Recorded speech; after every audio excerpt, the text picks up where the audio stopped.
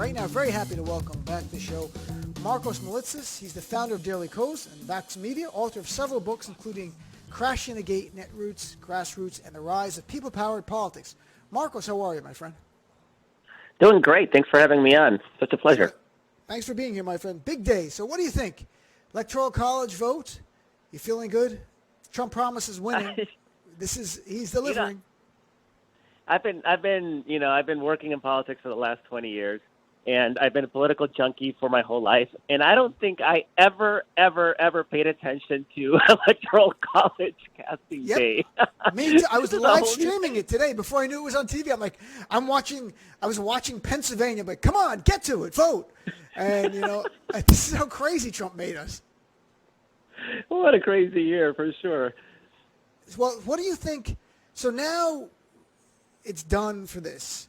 Trump loses. We knew he was going to lose, but now it's more formalized for every American to see this. So you've got different polls showing 70 to 80% of Trump supporters don't believe Biden won legitimately. What do? Should we care at all? Forget it? Move on? Are they just trolling us? What do you think's going on? Yeah, I'm of so many minds on that question. It's actually a really good one. Obviously, it don't matter. I mean, at the base level, who gives a darn about these people? They're idiots. They literally are the dredges of society. They are meth country personified. And they really don't matter, generally speaking. On the other hand, it is disturbing when you have an entire political party has utterly surrendered on democracy, has completely given up on reality, on facts, on what is real, and is speaking a completely different language, and it's so far gone that they're boycotting Fox News of all things, right? Mm-hmm. So this is, obviously there's a potential of violence. There's a, chance of, violence is a big one. So you want to be able to say, screw those guys, they're useless, irrelevant, dumbasses. But on the other hand, it really is disturbing that they exist in the first place. And the problem is that Donald Trump's a moron, right? I mean, Donald Trump telegraphed his evil schemes so far in advance that we actually had time to plan, don't use the U.S. Postal Service. I mean, they could have done this quietly, and everybody would have voted late because everybody procrastinates using the Postal Service, and then we could have had real problems. But, Trump is a dumbass. The next guy I'm worried about, the guy who realizes, holy crap, there's this playbook I can work off of.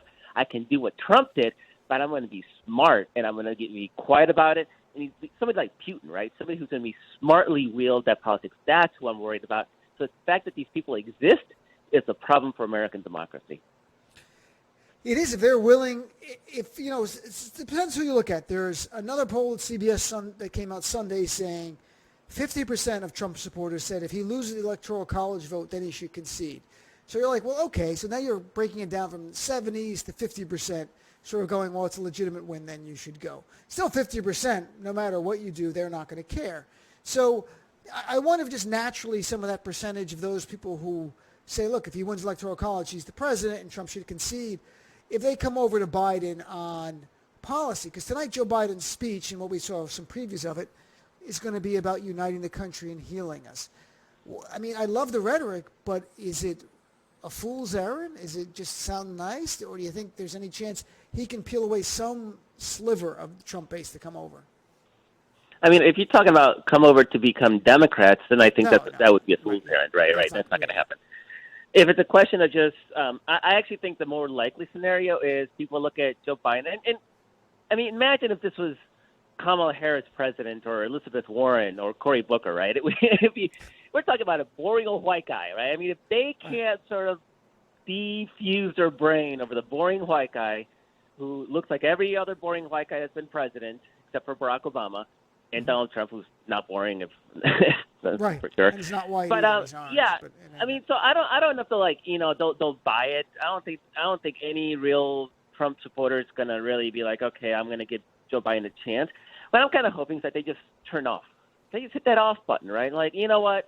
I'm going to mind my own business for the next 4 years until the next time I need to be riled up, and I'm just going to step away and walk away and do something else, and maybe even quit politics. That would be like the best case scenario. And so they're probably going to be a little bit of that. So and I don't think that would be the case if we had somebody who was more not white than Joe Biden. So I think Joe Biden, for this moment, and trying to deal with this sort of fascist, racist, right? I mean, Joe Biden's probably the right person for the moment, and I say that as somebody who was a Warren partisan in the primary. Sure. I think that the fact that it is Biden actually gives us some hope of at least tamping down that temperature a little bit, right? Right. And that's the only hope. I say the same exact thing, that maybe Joe Biden, as president, he brings down the temperature, because he has no desire to troll the Trumpers like Trump wanted to troll us. He's not going to be doing that. His tweets are going to be some official statements. There's nothing to be exciting about it. The right will do their normal machinations and jump up and down about everything in the world, and a lot of it will be manufactured. I will say this, Markos, that when Trump was not on the ballot, he was not bringing people out. The midterms, they lost.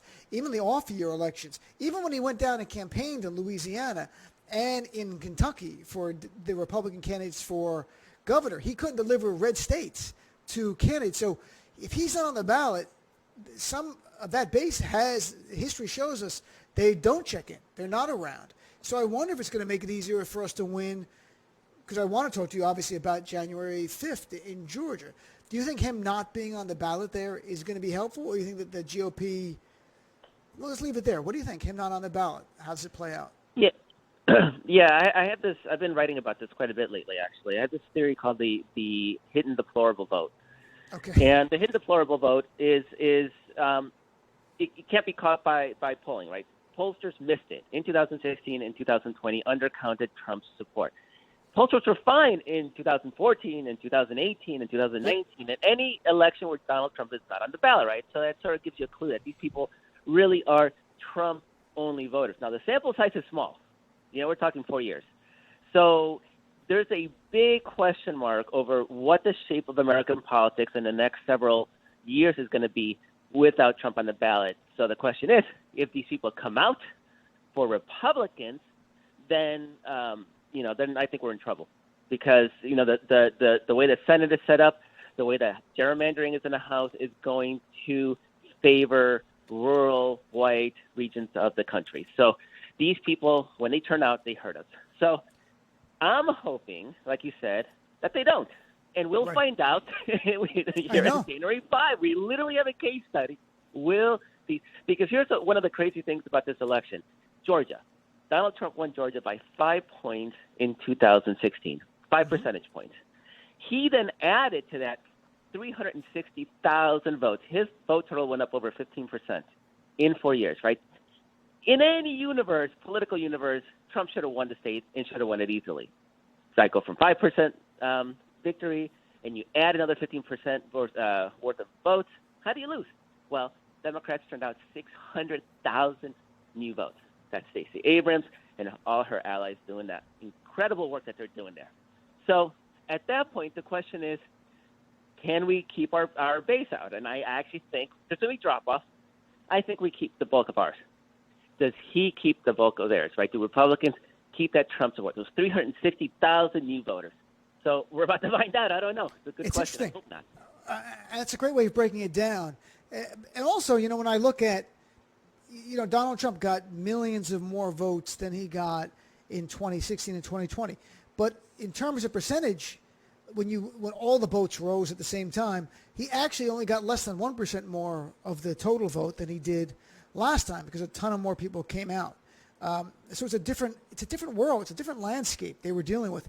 So I'm really intrigued by how this is going to play out in Georgia. I'm also wondering how the infighting in Georgia, because there's some really in earnest there. I mean, you've got Republicans threatening the Secretary of State and the guy who works there, Gabriel Sterling, and you've got yelling at Brian Kemp, if you don't do this, we're not going to vote in the Senate election. And I wonder if it's all talk, and at the end of the day, they come back home and they all unite, or is it they're not going to vote for the Democrat, they're just going to sit home. They're just not going to engage. Like, I'm not going to vote for these people. They're all full of garbage anyway. I wonder how that plays out. What do you think? Yeah, that's everybody's sort of big wild card, and I would rather be us than them for sure, right? You'd rather be united than what they have going on, and what's kind of amazing and still sort of boggles the mind, right, is that Brian Kemp was one of the most Trumpy Republicans Yep. in the Republican Party. Him and Ducey in Arizona, and they to the point where they refused to take action on COVID because they didn't want to piss off Donald Trump, right? So they actually endangered their own residents. And Brian Kemp was, more than anybody else, pro-Trump. And boom, Trump just drops him like that because he can't carry the state. And we're seeing that with also today with Barr, Attorney General Barr, right? Gone. Trump, Just cannot possibly be loyal enough to Trump because the second you slight him, he'll throw everything away, right? So you have these this big election coming, and it sort of shows you how, and this is sort of, when you talk about the hidden deplorables, they're not Republican. They're not even conservative, right? Mm-hmm. These are people that live in meth country, and I mean this quite literally. There's direct correlation between the amount of meth usage in the county and the amount of votes that Donald Trump got. Wow. And it's because it's white, rural, economically devastated. And so these people don't have, corporate America has failed them. They, government hasn't come in and saved them in any real way. So it's easy to say, like, well, black people in the cities, they're getting all the government's, help. And so everything has failed them. And Donald Trump comes in, and he's like, I'm going to destroy everything, destroy the swamp, drain the swamp, destroy norms, destroy traditions. These people don't want policy. They don't care about policy. They care about destroying the world, dragging everybody else down to their level. That's why when Trump says, vote for this Republican in Louisiana or in Kentucky like he did in 2019, they didn't turn out. Right. They have no interest in building anything. And Carrie Loeffler in Georgia, she won. She got into the runoff in part against a right-wing challenger, Doug Collins, who was endorsed by Donald Trump. She got into the runoff by comparing herself in TV ads to Attila the Hun.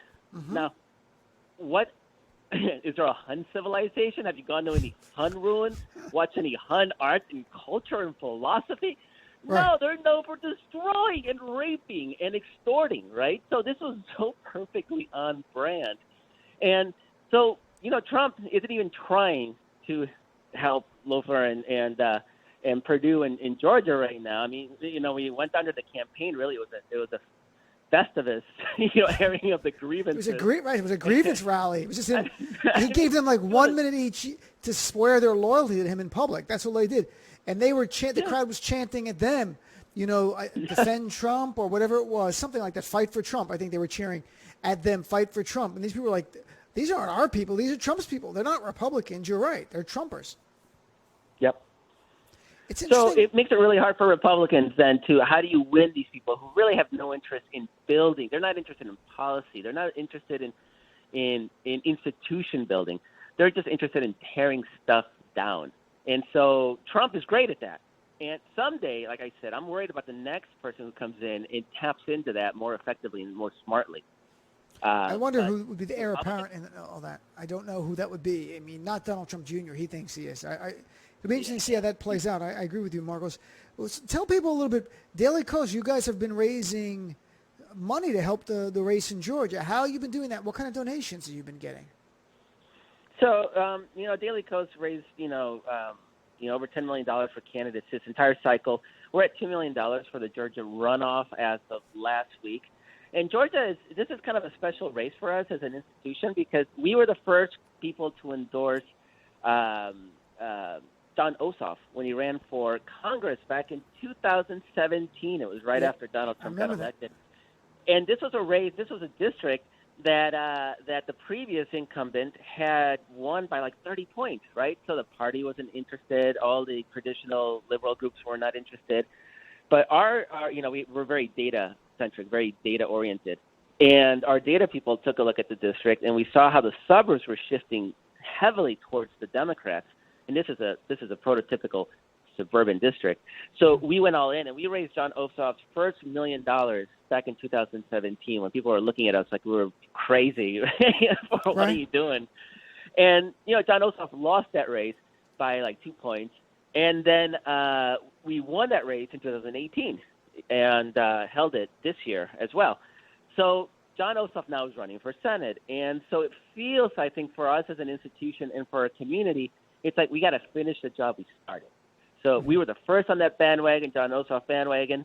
And now when the whole world is paying attention to that, we're going to see this thing all the way through the end. And that's why our community is really, really coming through for this race, not just for Ossoff and for Raphael Warnock, the other candidate who's freaking amazing, but also for the institutions on the ground doing the GOTV, targeting Asians, Latinos, the black community to get out and vote, because those groups are doing amazing work, and that's the reason Joe Biden won that race. We've had John on a few times. We had him on, in fact, last week again, and we had him on just during the normal general election cycle there. And we've been trying to get the Reverend on, and it's harder. He's not doing as much press outside. But, you know, we're trying to do everything we can. We've had on the Democratic State Chair, who's now a Congresswoman-elect, and Congressman Hank Johnson, a professor from Emory. Like, we keep trying to talk about Georgia race so it's in everyone's mind that they have time to volunteer, or if they have the wherewithal to make a donation. This is the most important Senate elections of our lives. I mean, it really is. You never have two seats in the same state up at the same time that could control the chamber of the Senate with a Democratic president there, because Joe Biden can actually pass things. Without it, I mean, Markos, what do you think Joe Biden ends up? He finds some common ground on, like infrastructures, some smaller things, but McConnell's going to make another brick wall like he did to Obama as much as possible. Oh, absolutely. This is the game right here. The sort of the optimist case, if we lose those races and McConnell's in charge, is that you'll have Lisa Murkowski and Susan Collins and Mitt Romney. Who would have Mitt Romney? Who would have believed this? But these are the sort of the votes you can get on, like you said, some like infrastructure, middling of the road, nothing too ambitious, but just basic keep government running type of things. And it'll also give, I think, license to all the rest of the Republican caucus to uniformly oppose Biden, because, you know, they're all going to be running for president in 2024. Right. It'll be you're absolutely right. There'll be a ton of them. So they need the posture. But it is game-changing. It changes everything if we have Chuck Schumer in charge. And you don't have to like Chuck Schumer or not. The difference between Mitch McConnell and Chuck Schumer is night and day. And you're right. I can't imagine a race, particularly so isolated, right? It's like a special election. It's not a special election to run off, but it feels like a special election that changes everything.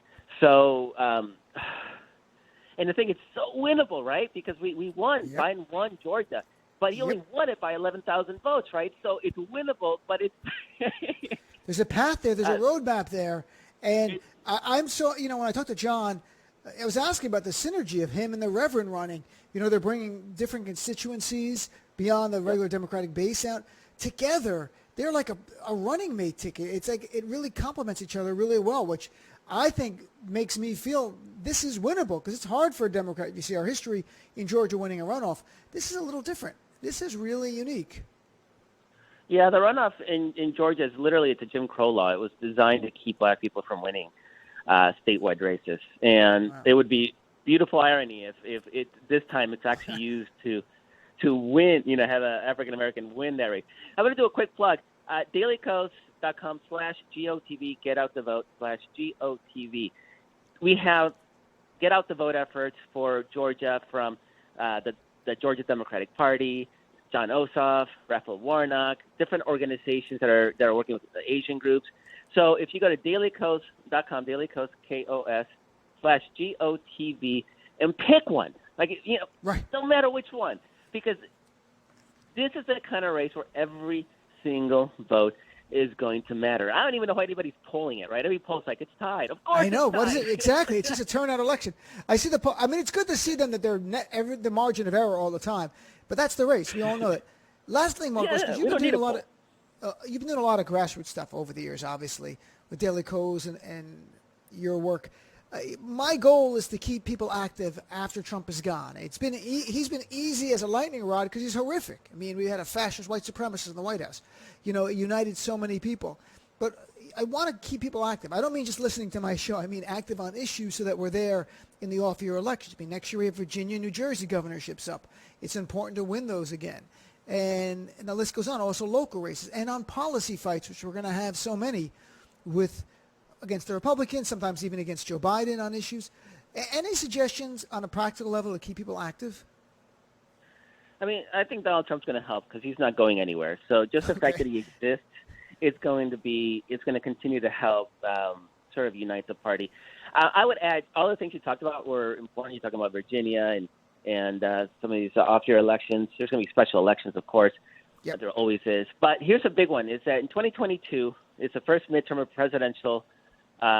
Biden's presidential term. Historically, it's really tough electorally, right? I mean, presidents always lose ground. We can't lose ground.